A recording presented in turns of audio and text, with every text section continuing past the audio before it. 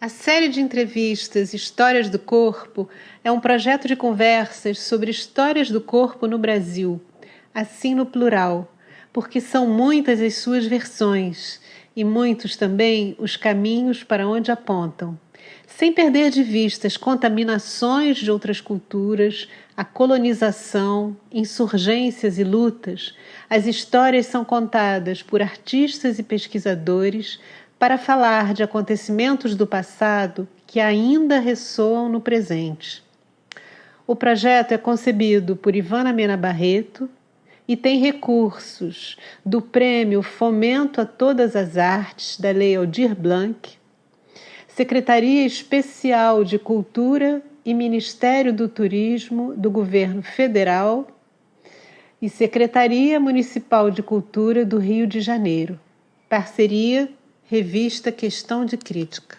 Hoje a gente começa a entrevista com o João Carlos Ramos, que é carioca, coreógrafo, bailarino, professor de dança, coreógrafo da Companhia Aérea de Dança. E desde a década de 90, ele se dedica a sistematizar a linguagem do samba-dança. João, uma coisa muito importante é a sua pesquisa sobre o samba de gafieira, né, no seu trabalho. Essa pesquisa orienta muito o seu trabalho, né, na Companhia Aérea de Dança, né?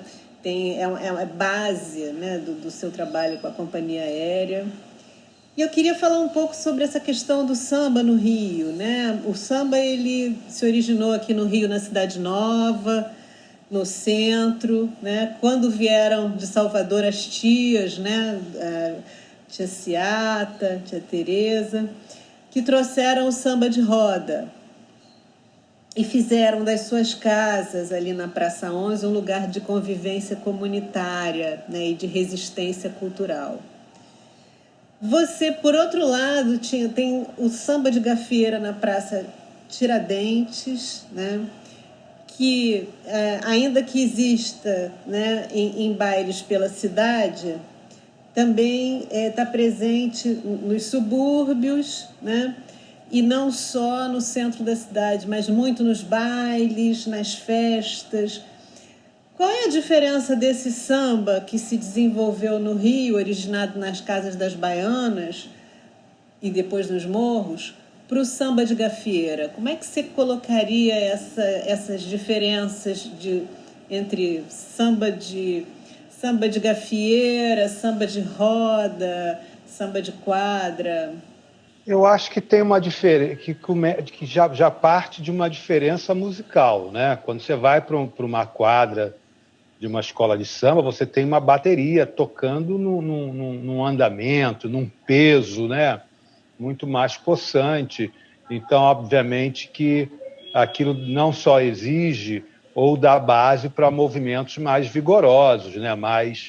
Na verdade, a minha pesquisa ela passa muito em busca do corpo samba, né? Que é o que eu venho buscando nesses anos todos, que é o que eu chamo samba-dança, eu chamo o corpo samba, que é um corpo potente e inteligente. Mas a minha pesquisa ela é muito mais sobre o movimento do samba, sobre o corpo samba, né? O meu estudo está a partir dos movimentos e da proposta de dança do samba. A gafieira ela está inserida nesse contexto. A gafieira ela é, na verdade, a maneira com que os negros, as pessoas do samba, se introduziram na dança de salão europeia. Isso é gafieira.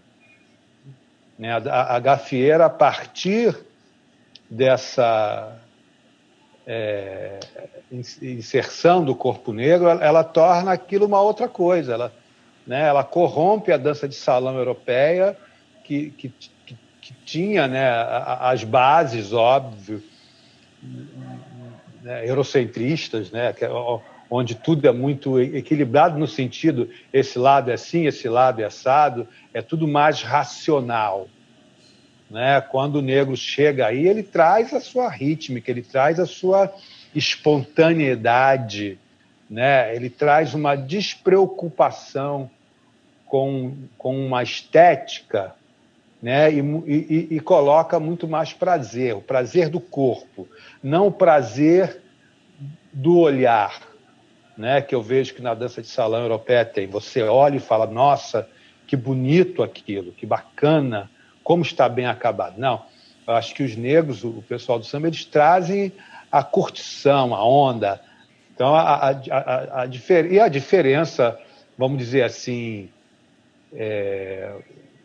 até territorial, é que o samba de gafieira ele é gerado nos salões, né? Diferente do samba de roda, do samba de terreiro, que são sambas,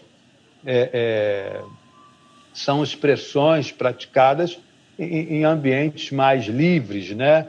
Mais espontâneos. Quando você vai para um salão, né? Ele já te exige um tipo de postura, um tipo de comportamento, até porque essas danças elas têm muito a ver com o comportamento das danças de corte, da corte, né? Então, o salão ele tem muitas etiquetas, vamos dizer assim. Tem mais restrição, né? Restrição espacial também, né? E a diferença é que você dança a dois, né? Existe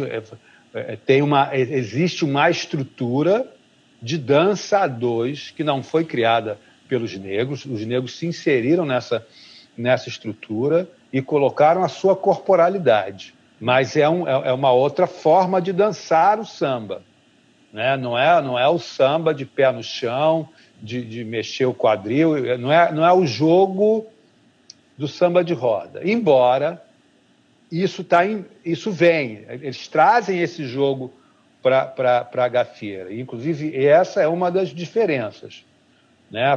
Porque a mulher que dança o samba de gafieira, ela joga muito mais com o homem, diferente da mulher tradicional, da dança de salão, que está muito mais a partir do comando masculino, né? O samba ele já não tem muito essa coisa, a gafieira, né? De comando, o homem manda, a mulher... Não, é um jogo entre os dois, né? Porque tem essa busca pelo prazer, que é o prazer de jogar, que é o prazer de brincar um com o outro. Mas tem sempre, tanto na gafieira, né, quanto no samba de roda, essa questão do quadril, né? Essa questão do quadril solto. Eu acho que isso também interfere muito, né, João, nessa relação do casal, né?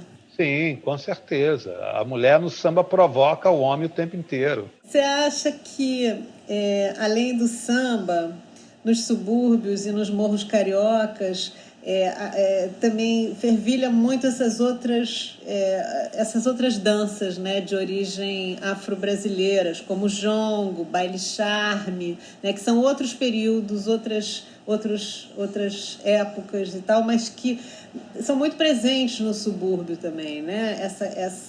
Desde os anos 80 você tem os bailes charme aí, e até hoje, né, no Rio. Seria super bacana você contar um pouco dos teus percursos pela cidade, né? Da gente pensar um pouco aí nessa geografia do Rio aí e nessas danças que acontecem, né? Tem dos bailes charme, do samba de gafieira, dos sambas de terreiro. Fala um pouco sobre isso, sobre as tuas andanças. Eu sempre dancei, sempre gostei de dançar a música, a black music americana, né? Então eu atravessei toda essa fase do movimento do soul music, né? Da onda black no Rio de Janeiro. Eu ainda era bem mais novo, eu não participei né, ativamente. Meu irmão mais velho que frequentava mais os bailes, né? Aquela coisa do cabelo black power, né? Eu sou uma geração após essa geração. Então, já venho na discoteca, né? Dei a passagem da discoteca, mas os bailes continuaram, porque os bailes sempre existiram no subúrbio, né? Os bailes de clube, né, que era comum, o cara queria fazer um baile no clube, ele ia chegar lá, fazia um acerto lá com o espanhol, o português, dono do clube, ó, a portaria é minha, o bar é teu, e aí eles faziam a festa. Então, esses eram os bailes que eu frequentava, que eram os bailes com as equipes de som, que era Cashbox, Furacão 2000 e outras mais, que eu não vou recordar o nome, mas existiam muitas outras, né? E aí você tinha baile no Cascadura, você tinha baile no Rocha, como é que é o nome do clube lá do Rocha? Ah, esqueci. Magnatas, exatamente. Fui muito a baile no Magnatas, baile no Mackenzie, no Meia, frequentei muito, até porque eu era morador do Caxambi, que é do lado do Meia.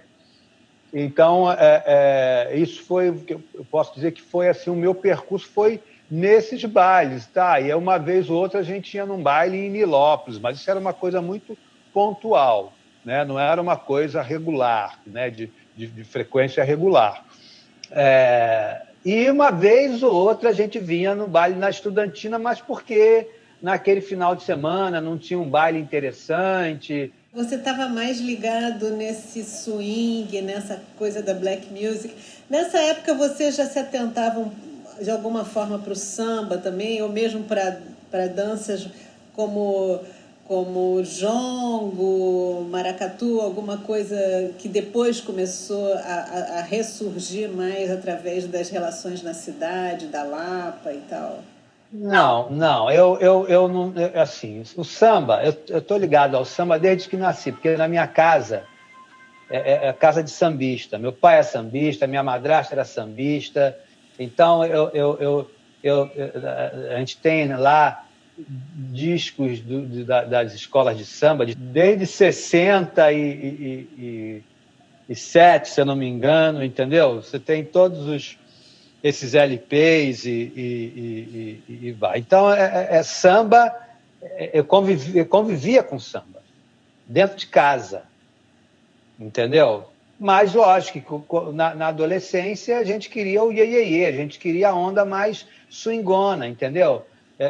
A gente gostava do samba, mas não tinha ainda esse prazer. Você tinha já nessa época algum contato com jazz dance americana, ou você veio a ter só mais tarde? Porque você já tinha falado em algum momento que nós conversamos sobre essa sua ligação com o jazz dance, embora você tivesse ligado a um pessoal de dança contemporânea no Rio de Janeiro e tal, mas você se interessava bastante pelo jazz dance justamente por conta dessa coisa do ritmo, da música, que para você é fundamental, né? Porque o jazz, ele estava muito mais próximo do que eu fazia. Eu já tinha o desejo de dançar, eu sinto que essa busca, né, em ser bailarino, em trabalhar com dança, ela já surge desde os meus 15, 16 anos, mas eu só começo a ter um contato com a dança acadêmica, né, com o ensino formal de dança, a partir dos meus 17 para 18 anos, que foi quando eu conheci Vera Lopes, e eu entrei para um grupo de dança que ela tinha. Um amigo meu me indicou, e aí eu fui dançar nesse grupo da Vera, que na sequência me apresentou a Graciela e ao Grupo Coringa. Então, aí eu comecei a minha formação de dança, né? Vamos dizer assim, ao sistema educacional de dança, né? Mas, apesar de estar numa escola e adorava o trabalho da Graciela, imagina, desde que comecei, adorava tudo aquilo. Foi para mim um outro horizonte que se mostrou, né? Era um tipo de vida completamente diferente da que eu levava no subúrbio. Interessante você falar isso, né? Porque você falou vida, né? Assim, não só um tipo de movimento, mas também tem a ver... É um outro movimento, mas que também implica com uma outra vida, né? Sim, com certeza. Naquela época não tinha internet, então você no subúrbio você vive de um jeito, na Zona Sul você vive de outro. Era um tipo de liberdade, e mais ainda com a Graciela, que aí então era uma coisa completamente pós-movimento hippie, né? Era uma coisa completamente livre, livre no sentido do se relacionar com a vida, né? O que, para mim, a gente vem de muitas regras, de muitas limitações, né? Como você deve ser aqui, como você deve ser assado, né? Então, esse novo horizonte que se apresentou não foi só na dança, mas a minha base, a minha onda, a minha raiz estava nessa coisa do swing, né? Da black, né? Da onda mais de dançar swing. Então, obviamente, que o jazz ele estava muito mais nessa pegada. Então, era uma coisa que eu olhava e gostava muito.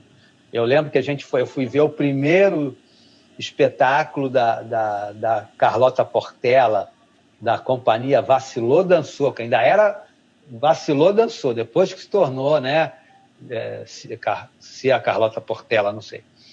E eu saí do espetáculo assim, falando, cara, foi uma coisa para mim impactante, mas porque estava muito mais conectado àquela onda prazerosa que eu tinha do swing, né? E o jazz em si é isso, ele traz essa onda, por mais que lá o Vacilou Dançou fosse uma coisa muito mais, né, do show, de uma linguagem de dança, ele tem essa base swing negra, né? Então, acho que isso era o que me pegava, entendeu? E foi mais... não foi o que me norteou, não. Por exemplo, samba de roda, eu tive contato muito nas festas, e muito mais na minha infância. Muito mais na minha infância, porque aí eu acompanhava meus pais, né? Porque antigamente pagode era um festejo, né? Vai ter o batizado do filho de alguém, vamos fazer um pagode lá em casa. E era uma festa, era um partido alto, onde todo mundo vai cantar, todo mundo vai bater palma e todo mundo vai dançar. Então, o meu contato com samba de roda, né, não com esse samba de roda instituído, né, enquanto expressão, né? Não, samba que as pessoas estavam em roda porque as festas elas ficavam naturalmente em roda. Então, agora, jongo, eu não tive nenhum contato com jongo, né? Eu só vim ter contato com jongo em 1986, eu posso dizer a data, a época, que foi janeiro, que foi quando a Ciera de Dança foi numa viagem com o Circo Voador, que a gente foi do Rio de Janeiro até o Maranhão, passando por diversas cidades. A gente foi inaugurar o Circo Voador Maranhão, entendeu? Então eram 3 ônibus. E nessa viagem eu conheci o mestre Darcy. O mestre Darcy. Então o mestre Darcy estava iniciando o movimento do jongo, assim, o movimento que não iniciando o jongo, mas iniciando o movimento de difundir o jongo. Eu posso arriscar dizer que foi o primeiro grupo que ele formou para difundir o jongo. E esse grupo, se eu não me engano, estava muito mais baseado em Santa Teresa.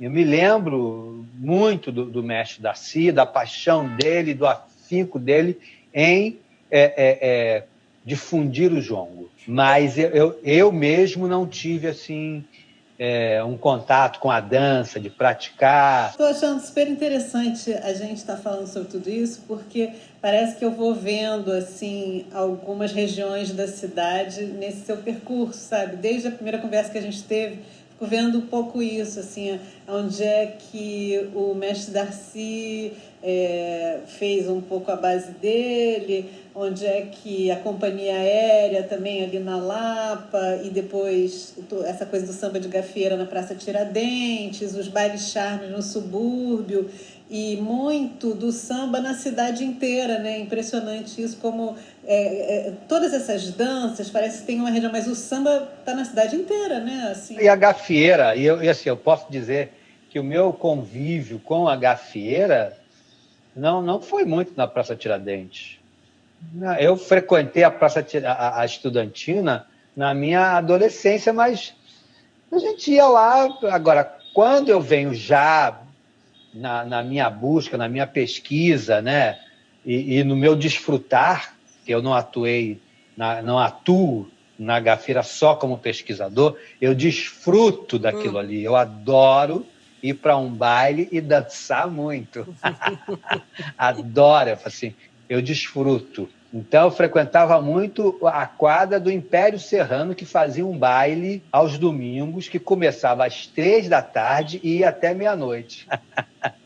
Tinham duas bandas, uma banda tocava de 3 até às 6, sei lá, e depois entrava outra banda que era a banda no momento que chamava-se Pique Total, que era o grande, a banda do momento.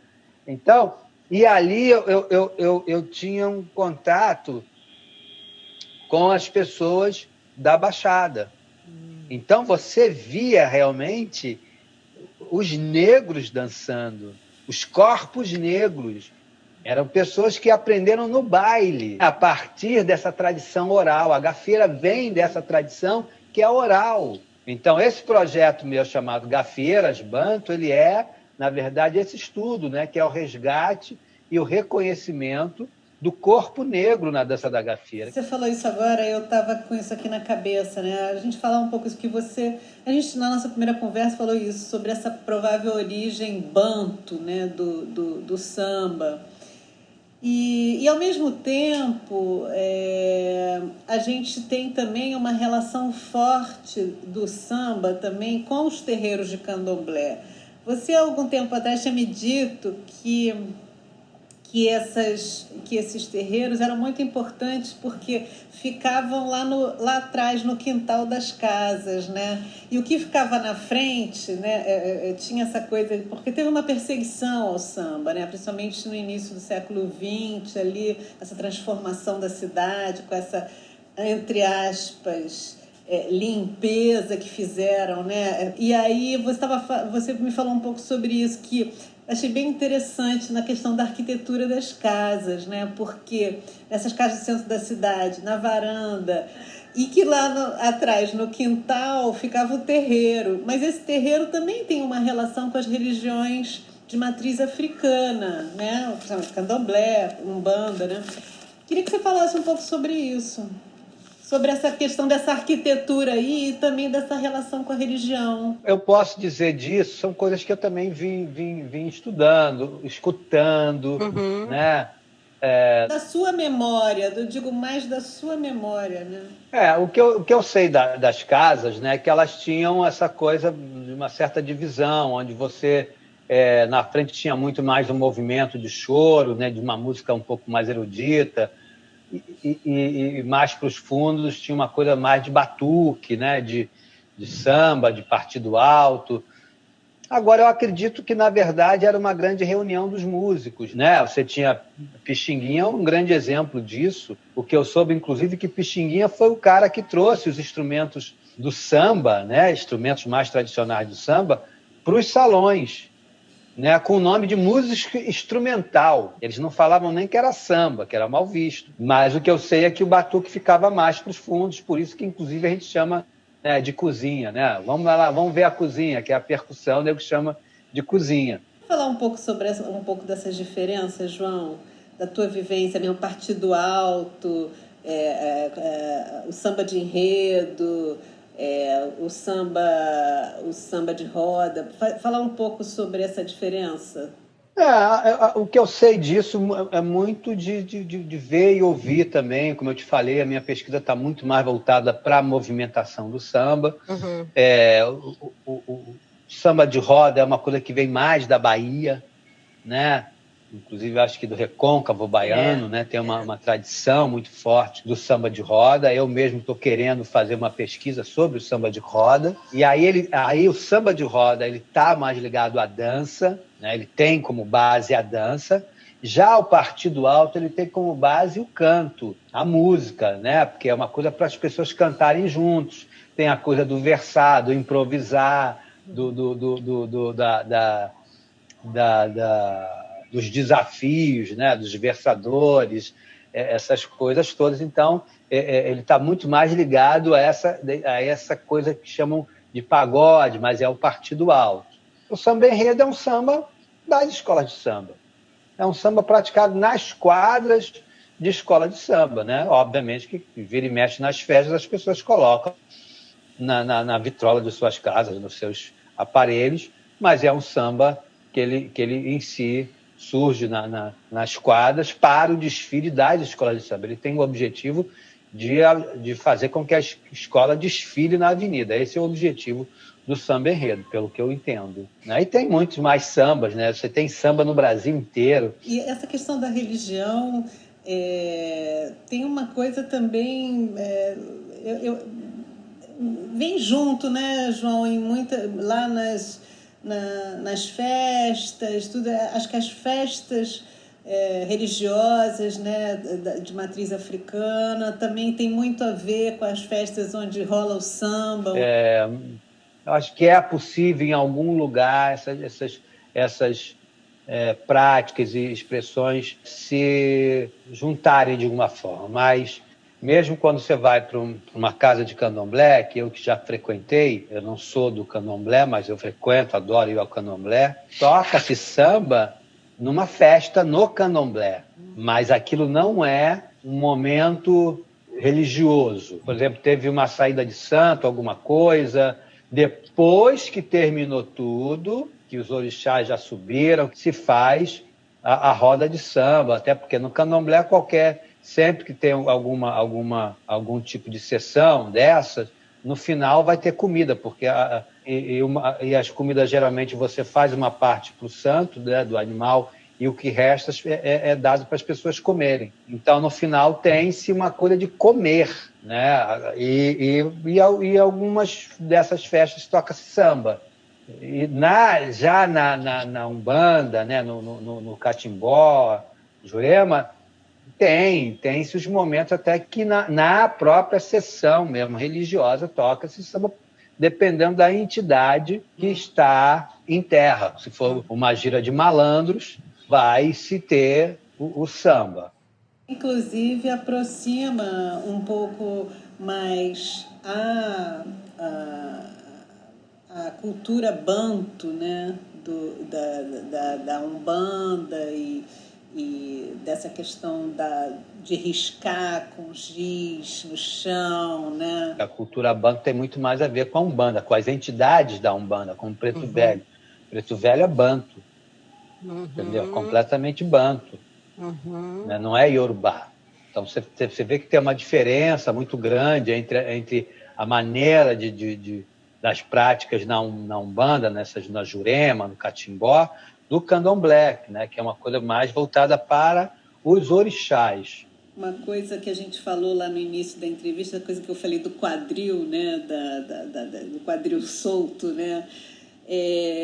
Eu fiquei pensando também se a gente não podia falar um pouco mais de outras danças que estão lá nas origens dessa questão do quadril, do requebro, né?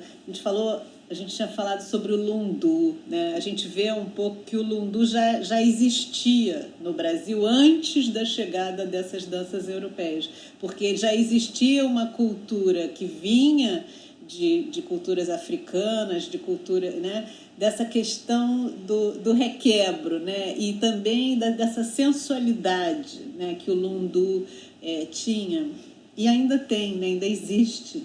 Ainda resiste, né, aí em vários lugares do Brasil, né? Depois a gente teve também o machixe lá para o final do século XIX, início do século XX, que já é outra história, né? Que já é uma dança que já tem digamos, uma influência maior dessa questão, já começa uma dança de salão brasileira, né? Eu queria que você falasse um pouco sobre essas duas coisas, se você teve alguma experiência em relação ao lundu, o que você me diz dessa diferença do lundu e depois do machixe? O lundu, eu acho que ele é uma dança de roda, né? Porque as danças de matriz africanas, elas vão estar em roda, porque são danças de terreiro porque as pessoas se reuniam no terreiro do local, né? você tinha uma vila de casas, uma coisa, você tinha a área de convívio social, que é o terreiro, né? Você tem a casa de cada um, que é o convívio individual de cada família, e você tem o terreiro, que é o convívio social. Então, certamente, quando a gente vai de noite, vamos se juntar para conversar, para papear, para dançar, né? É o terreiro. Então, o lundu é mais uma dessas danças. E é uma dança que eu diria também de namoro, uma dança social entre homem e mulher. Tem essa questão das interdições também, né? As interdições dessas danças. E até porque eram belíssimos corpos, né? Se movimentando, então, da maneira como se movimentavam. Então, o lundu tinha essa coisa. Então, esse lundu que se tem no folclore brasileiro, né? Que é aquela dança muito que se dança um pouco com as roupas parecida com as roupas da corte, já é um outro lundu, não é o lundu africano. Esse lundu africano, ele é o responsável direto pelo maxixe. O maxixe é a introdução do corpo negro na dança de salão europeia através do lundu. Era a movimentação do lundu trazendo essa coisa de mexer o quadril. E aí começou essa história de movimentação pélvica na dança de salão. Então aí começa o movimento gafieira. A questão do par enlaçado mesmo, né? Exatamente, entendeu? Foi, né, vamos dançar o que a gente faz dentro dessa estrutura que os brancos trouxeram. Mesmo assim, teve uma proibição do maxixe também, não teve? Mesmo com toda essa adaptação. O Papa excomungou o maxixe. O da maxixe foi uma dança excomungada. Né? E depois teve uma proibição, não podia se tocar maxixe em locais públicos, eu acho. Sim. Né? Eu sei que existiu, inclusive, um movimento, não posso afirmar, mas de uma galera que tentou instituir uma dança que era o choro, criar uma dança para o chorinho e tal, que era uma dança que tinha uma cara meio inglesa. A fieira também, né? Que era uma dança que foi ficando meio branca, mas que não deu muito em nada. E aí a galera foi trazendo o maxixe para os salões de uma outra forma. Quer dizer, você não dançava mais maxixe, mas você dançava o maxixe em outras músicas, entendeu? Então, o que a gente dança hoje na gafieira, ele é, na verdade, um desenvolvimento que veio dessa raiz do maxixe. Forró, lambada, tudo isso é maxixe. Tudo isso também, com lundu, assim, vem lá nessa origem da umbigada também, né? Todas essas danças que você tem esse centro aí do quadril, da bacia, muito forte, né? Ela fazia parte de alguns rituais de emancipação dos jovens africanos. Isso é umbigada. Em tudo isso aí, né, a gente está falando o tempo todo da ginga, né, da malemolência, né, que vem muito desse movimento pélvico. E você me fala disso em relação ao trabalho que você faz na companhia aérea, porque você começou com um grupo que era mais ligado à dança contemporânea e o seu trabalho cada vez mais foi se transformando numa busca aí por um movimento mais dessa tua pesquisa do samba dança, né? Que vai trazendo essa importância cada vez mais da ginga no teu trabalho, né? Do swing.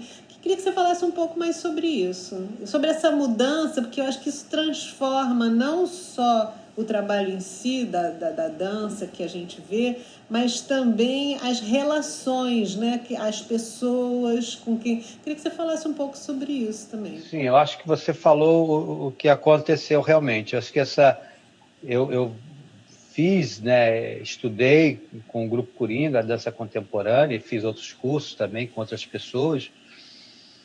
E quando eu monto a companhia aérea de dança no Circo Voador, né, a gente vem montando espetáculos de dança contemporânea, e a partir da década de 90 eu me encanto por essa proposta dessa pesquisa, né, do samba dança. Mas a partir de que eu tenho contato com esse existir uma cultura chamada banto, tudo muda. porque tudo começa a fazer mais sentido. É um elemento extremamente poderoso, que é a base da nossa dança, da nossa expressão corporal negra no Brasil, é a ginga. Ela é o elemento fundamental para tudo que você possa pensar em termos de danças populares negras no Brasil, né? A capoeira é um exemplo disso. Como aqueles meninos que não frequentam curso de ginástica olímpica, o que quer que seja, fazem aquelas coisas com o corpo. Uma escola que é completamente ali, africana, né? Ninguém precisou ir a uma escola europeia para fazer aqueles saltos, desenvolver o corpo com aquelas flexibilidades que um capoeirista tem. Então, existe aí uma ciência que não é reconhecida, não é tida como algo importante. Então, essa história no Brasil tem que mudar. Tem toda essa cultura da dança assim que vai se formando a partir desses bailes, né, João? Dessa ideia de baile mesmo. Tanto se você pensa em gafieira, quanto em festa mesmo. Festa na rua, festa em terreiro, festa em clube, enfim, baile, né?